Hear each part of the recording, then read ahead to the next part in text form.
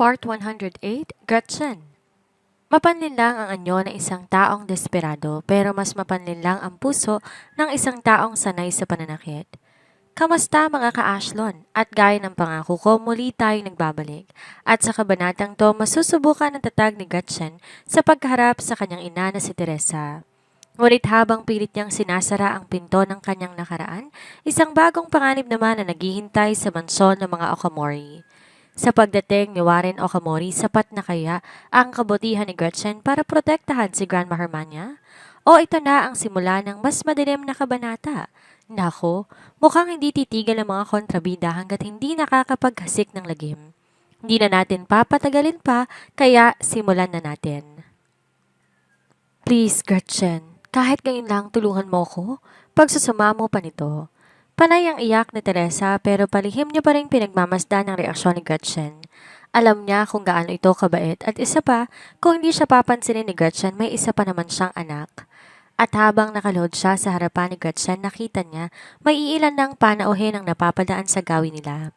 Isa sa mga kapitbahay ni Gretchen mula sa kabilang apartment complex ang naglakas loob na lumapit sa kanila. Kahit na ayaw niyang makialam, hindi niya mapigilan ang sarili niya matapos masaksihan ang nangyayari. Miss, paano mo naaatim na hayaang lumuhod ang nanay mo sa harapan mo pa mismo? Hindi ka ba naniniwala sa karma? Matakot ka naman sa nasa itaas. Kung normal na araw lang, madali lang naman kausap si Gretchen, pero hindi sa pagkakataong yon. Dahan-dahan niyang nilingon ang babae at malamig itong tiningnan. Kapag pinatayo ko ba siya, ikaw ba ang papalit sa pwesto niya at luluhod ka sa harapan ko? Natigilan ang babae sa naging sagot ni Gretchen. At imbes na makipagtalo, agad nitong hinila ang anak na akay-akay nito palayo sa kanilang dalawa. Ilang sandali pa silang dalawa na lang ni Teresa ang naroon sa lugar na yon. Alam na alam niya kung ano ang ginagawa ng ginang. Nais itong mapilitan siyang sumunod sa kung ano man ang gusto nito sa pamamagitan ng paggamit ng opinyon ng publiko gaya ng ginawa nito sa kanya noong nakaraan. Subalit nangako siya sa sarili niya na hindi na siya nito muling mamamanipula. Nang makita ni Teresa na walang balak si Gretchen na sakyan ang pag-arte niya, dahan-dahan na siyang tumayo mula sa pagkakaluhod. Hindi kita mapapatuloy sa bahay ko, malamig nitong turan. Agad siyang nakaramdam ng pagkadismaya, subalit bago pa man siya makapagsalita, naunahan na siya nito. Pero pwede kitang hanapan ng lugar na pansamantala mong matitirhan? Mabilis pa sa alas 4 na nagliwanag ang mukha ni Teresa sa narinig. Matamis siyang umiti kay Gretchen kahit pa man labag sa loob niya. Maraming salamat, Gretchen. Kay buti mo talaga. Hindi ko to ginagawa para sa'yo, kundi para kay Kuya George. Ayoko lang na maging istorbo ka sa kanya, lalo pat abala siya. Putol niya sa sasabihin sana nito. Kung hindi niya to papansinin, sigurado siya ang kapatid niya ang susunod nitong pupuntahan. Abala ang Kuya George niya sa business nito at naroon pa si JP na inaalagaan ng lalaki. Alam niya kung gaano kagahaman ang kanilang ina. Noong nakaraan, napansin niya ang pagiging malapit ni na Kendra at ng kapatid niya. Kapag nakita yon ng kanilang ina, sigurado siya sasamantalahin lang nito ang kaibigan niya. Hindi na pinansin pa ni Teresa ang lamig ng pakikitungo ni Gretchen sa kanya at kunway madamdamin na pinasalamatan na lang ang babae. Mas dadami na ang mga tao dito maya-mayang konti. Ayaw mo naman sigurong makita at makilala kanila, hindi ba? Sa kaisipang iyon ang lamig si Teresa. Hanggang ngayon hindi pa rin humuhupa ang galit ng mga netizens sa kanila ni Ramon. Naranasan pa nga niyang habulin at batuhin ng itlog. Ayaw na niyang mangyari pang muli ang mga bagay na iyon. Huwag kang mag-alala, Gretchen. Hinding-hindi ako manggugulo sa inyong dalawa ni George, sabi pa niya. Tumango lang si Gretchen at agad siyang dinala sa bahay na sinasabi nito, pero nang makarating sila sa lugar, isang lumang basement ang balak patirahan sa kanya ng magaling na si Gretchen. Palihim na sinuyod ng tingin ni Teresa ang buong basement. Marumi yun, luma ang kama at wala pang sariling banyo. Dito mo ako patitirahin? Hindi makapaniwalang tanong ni Teresa. Kahit hindi siya mayaman, hindi pa niya kailanman nasubukan na tumira sa ganitong klase ng lugar. Akmang magsasalita pa sana siya, subalit nang tinapunan niya si Gretchen ng isang malamig na titig, hindi na siya nakaimik pa. Sa ngayon, titiisin na lang muna niya ang basement. Ang importante, may pansamantala siyang matutuluyan. May tubig at kuryente din naman, kaya ayos lang. Tinulungan na kitang makahanap ng lugar na pansamantala mong matutuluyan. Ayoko na gumawa ka pa ng kung anong kalokohan at wag kang mananakit ng iba para sa pansarili mong interes. At wag ka ring magtatangkang huthutan ulit ako ng pera dahil hindi ako mangingiming gantihan ka oras na sumuway ka sa mga sinabi ko. Malamig at puno ng otoridad ang boses ni Gretchen. Kakaiba ang pinakitang ugaling ng babae ngayon kumpara noon. Tinaas ni Teresa ang kanan niyang palad bago nagsalita. Pinapangako ko, Gretchen, wala akong gagawin na kalokohan. Hindi din kita iistorbohin. Hindi na nagsalita pa si Gretchen dahil hindi rin naman siya naniniwala sa mga pinagsasabi ng kanyang ina. At mas lalo nang hindi siya naniniwala na magbabagong isang kagaya ni Teresa sa loob lamang ng maikling panahon. Sobra-sobra na ang ginawa nito sa kanya na naging dahilan kung bakit niya tuluyang pinutol ang kung anumang ugnayan nila. Kung hindi dahil sa pag-aalala na gagambalain nito ang kanyang kapatid, hindi niya ito papansinin. Alam niya kung gaano to kahirap pakisamahan pero hindi rin naman tama na sinasaktan to ng pisikal ng kanyang ama. Hindi niya rin tuloy maiwasang isipin kung bakit bigla na lang itong nananakit. Pagkatapos niyang kausapin at balaan ng kanyang ina, bumalik na siya sa apartment. Imbes magluto ng pancakes, bumili na lang siya ng ready-to-eat na pagkain sa labas. Nang makita niyang mahimbing pa rin ang tulog ng asawa niya, napagpasya niyang tawagan na lang muna ang kanyang kapatid para ipaalam ditong tungkol sa kanilang ina. Magkahalong gulat at pag-aalala ang naramdaman ni George sa sinabi ni Gretchen. Anong kailangan niya sa'yo? Huwag na huwag kang makikinig sa kahit anong sasabihin niya, Gretchen. Kung maaari, iwasan mo siya. Ako nang bahala sa kanya. Hindi inaasahan ni George na pupuntahan ng kanilang ina ang babae. Kahit na isang basement lang tinitirhan ng Mama Teresa nila sa ngayon, pera pa rin ni Gretchen ang ginagamit na pambayad. Ano na lang ang sasabihin ni Demetrio kapag nalaman nito ang tungkol sa kanilang ina pagkatapos ng gulong hatid nito? Nagpakawala siya ng malalim na buntong hininga. Bakit ba ganitong klase ng ina ang meron sila ni Gretchen? Binalaan niya na ito na wag nang istorbohin pa si Gretchen. Naiinis siya na hindi nito pagsunod sa naipangako nito sa kanya. Napangiti naman si Gretchen sa kabila ng nangyari ngayong umaga. Natutuwa siya at talagang concern sa kanya ang kapatid niya.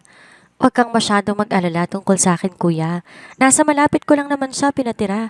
Hindi ko pa alam kung anong buong detalye ng sitwasyon niya o kung totoo nga ba ang mga sugat na nasa kanyang katawan. Ang mabuti pa, tanungin muna natin si Papa. Di rin kasi ako makapaniwala na magagawa niya ang bagay na sinasabi ng nanay natin. Kilala niya ang kanyang ama. Kahit na nagagalit ito, hindi pa naman din ito nasakta ng sobra ang kanilang ina noon. Ngayong nakita niya ang maraming pasa sa katawan ng Mama Teresa nila, sigurado siya may malalim na rason kung bakit to ginawa ng lalaki. Kung siya lamang, wala naman siyang pakialam, pero sigurado siya, kakaharapin din ni George at JP ang sitwasyon na ipinag-aalala niya. Muli, bumuntong hilinga si George. Okay, pero mag-iingat ka pa rin. Huwag na huwag kang magpapakakampante sa nanay natin, Gretchen. Kilala mo yan. Kung sakali mang magkaroon ng problema, tawagan mo ko agad. Pupuntahan ko si Papa mamaya kapag libre ng oras ko. Matapos makausap ang kanyang kapatid, napatingin siya sa kawalan. Kagabi lang naisip niya na baka may kapalit lahat ng magagandang bagay na nangyayari sa buhay niya ngayon. Di niya inaasahan na darating agad ang sinasabi niya. Mukhang balak na namang guluhin ng kanyang ina ang tahimik na buhay niya. Nasa ganon siyang kaisipan nang makatanggap siya ng tawag mula kay Sir Arman. Agad niyong sinagot at kinausap ang lalaki. Nasa harapan ako ng apartment complex mo, Gretchen. Bala ko sana sa umaga na lang magpunta sa Okamori Villa. Sasama ka ba sa akin? Sumilip siya sa loob ng silid nila ni Demetrio. Hanggang ngayon tulog pa rin ang lalaki. Sa buong panahon na magkasama sila, ngayon lang nito nakita na sobrang komportableng natutulog at himbing na himbing pa. Imbes na gisingin to para magpaalam, nag-iwan na lamang siya ng sulat bago nag-ayos ng sarili at bumaba ng apartment nila. Halos wala siya sa sarili sa buong biyahe nila dahil okupado ng Mama Teresa niya ang kanyang isipan. Sinira nito magandang araw niya at sa kaisipang nasa malapit lang ito at anumang oras gagawa na naman ng kasamaan, mas lalo lamang siyang hindi mapalagay. We're here! Napapitlag siya nang marinig ang boses ni Sir Arman. Agad niyang nilinga ang tingin niya sa paligid at nakita, naroon na nga sa villa ng mga Okomori. Nang makita ni Arman ang kakaibang ekspresyon sa mukha ni Gretchen, balak niya sanang kausapin ng babae, subalit naunahan siya nang bigla na lang sumulpot si Grandma Hermania sa harapan nila. Gretchen, iha! Masigla nitong wika. Nang makita ni Gretchen ang ginang, agad niya itong nilapitan at binati. Masyado pong malamig ang klima ngayon, Grandma. Dapat nasa loob lang kayo ng bahay. Nag-aalala niyang bigkas. Napangiti naman ang kasambahay na nakaalalay din sa ginang. Nabalitaan ni Madam Hermania kagabi na darating ka kaya naman maaga siyang bumangon kanina at hinihintay ka talaga dahil nasasabik siya na masilayan kang muli. Emosyonal na napangiti si Gretchen sa kanyang narinig. Bagamat mainit ang pagtanggap nito sa kanya, nang una silang magkita, hindi niya inaasahan na ganito ka-excited ang ginang na makita siyang muli. Agad siyang hinawakan ni Hermania ang kamay ni Gretchen. Madali lang nitong napansin ang kakaibang ekspresyon sa mukha ng babae. Hindi to ganun kasigla nang una silang magkita. Masama bang pakiramdam mo, iha? Pasensya ka na at kailangan mo pa talagang bumiyahe ng malayo para lamang sa akin? Malungkot nitong turan. Akmang kakausapin nito si Arman para sana ihatid pabalik ng syudad si Gretchen nang sa ganon makapagpahinga ito. Subalit, mabilis nang umiti si Gretchen at umiling. Ayos lamang po ako, Grandma. Natutuwa nga po ako at nakabalik na ako dito. Nung una po tayo magkita, naisip ko nga kung masusundan pa ba yon. Oo nga pala. Double ako ng pelikula ngayon. Aanyayahan sana kitang manood kapag na-release na. Yun ay kung ayos lang sa inyo.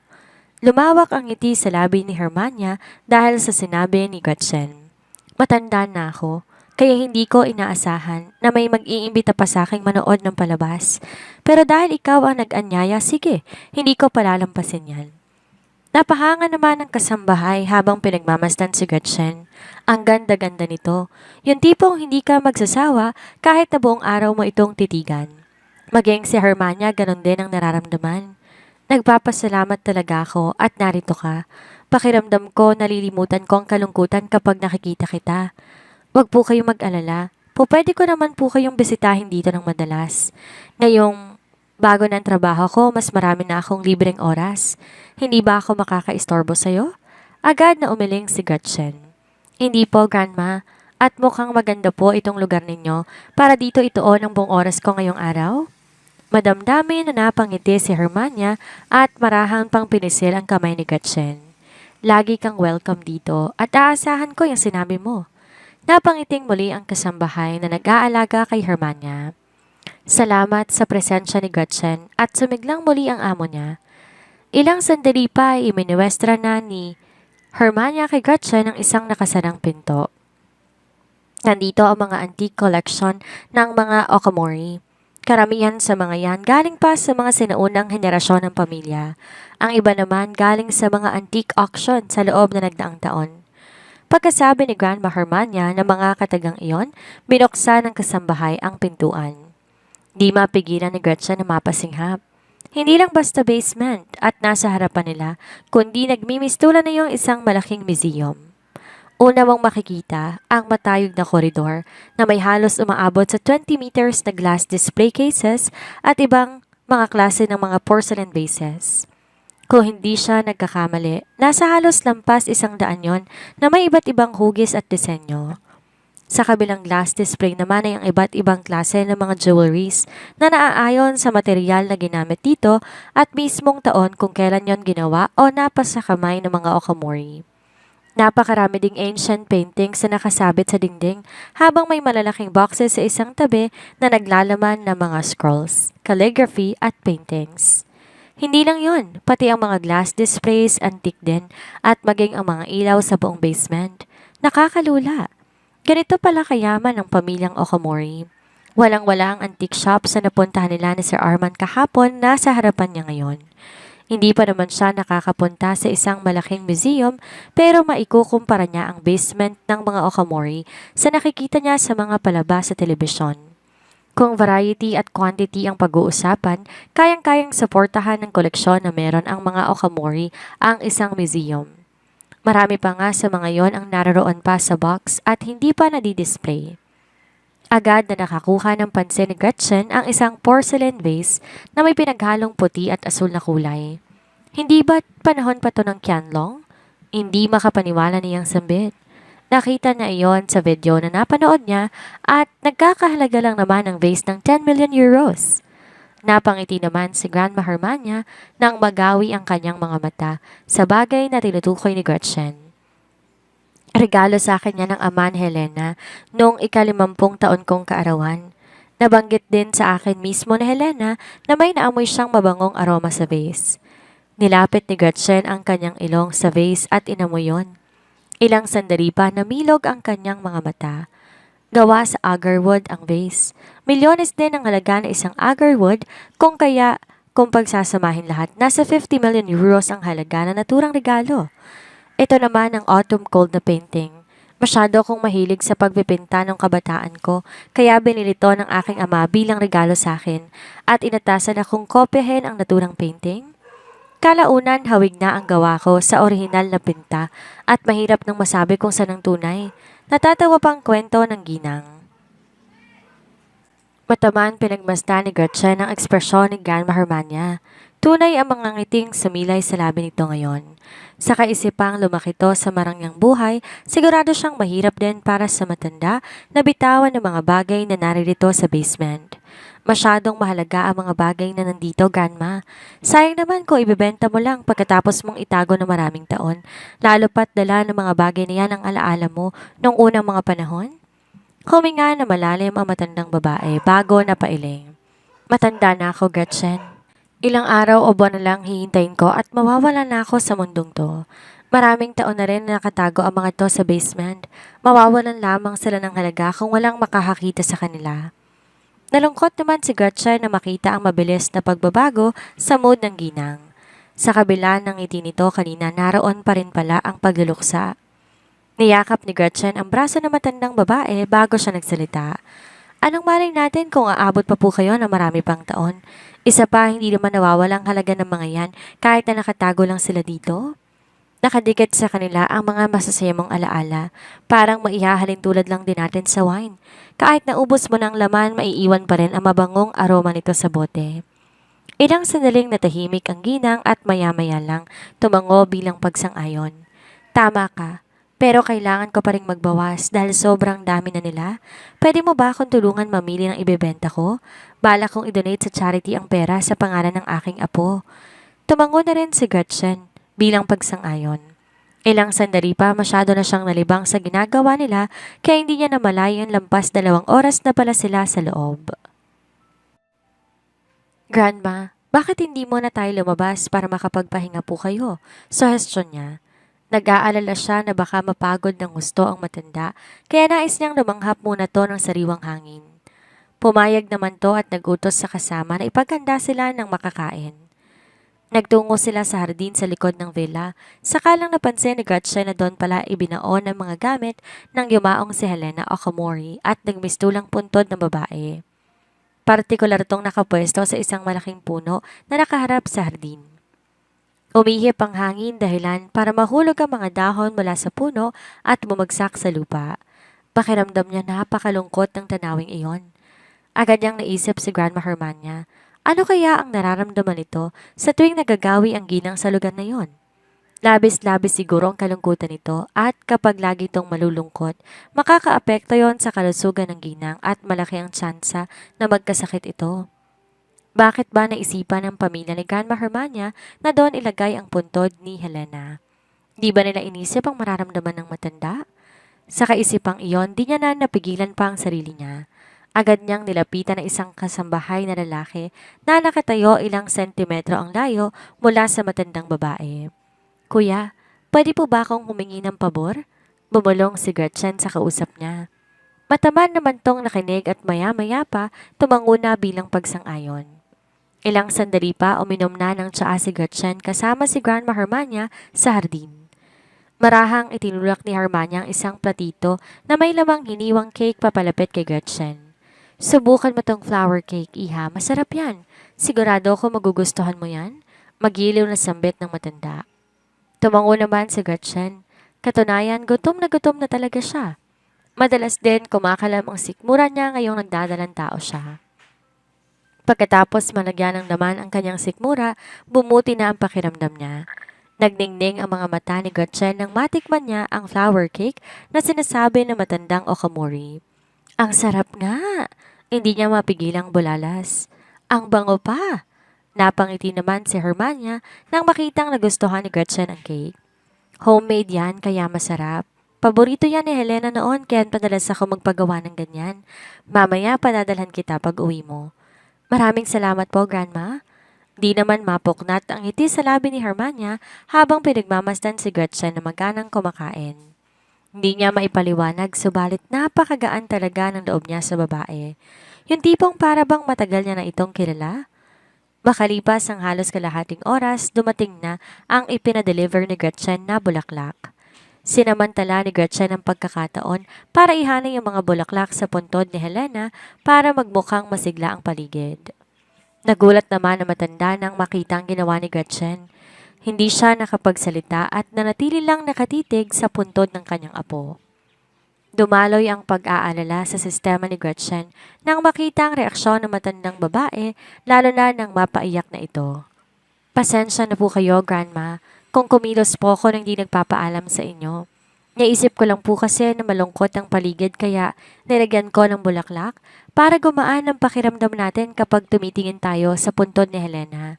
Hindi ko sinasadyang paiyakin kayo, pero nawala lahat ng agam-agam niya nang hawakan ni Grandma Hermania ang kanyang kamay at marahang pinisil bago nagsalita. Maraming salamat sa ginawa mo, Gretchen. Mahilig sa bulaklak yung apo ko. Sigurado ko magugustuhan niya ang ginawa mo. Ang ganda-ganda ng mga bulaklak na nakapaligid sa kanya. Napakabait mo talaga at maalalahanin pa. Mas lalo lang na natuwa si Hermania kay Gretchen. Sa kabila ng pakikiramay ng karamihan sa kanyang apo, nababatid niyang ibang-iba ang concern na pinapakita ni Gretchen. Sobra siyang natouch sa ginawa ng babae. Mukhang masisigla pa ang pakiramdam niya kapag narito palagi ang dalaga. Karamihan naman po sa mga bata natugtuwa sa mga bulaklak. Sana makatulong ang ginawa ko para kahit wala na siya sa mundong to, maramdaman niyang may nagmamahal pa rin sa kanya. Sunod-sunod na napatango si Grandma Hermania bilang pagsang-ayon.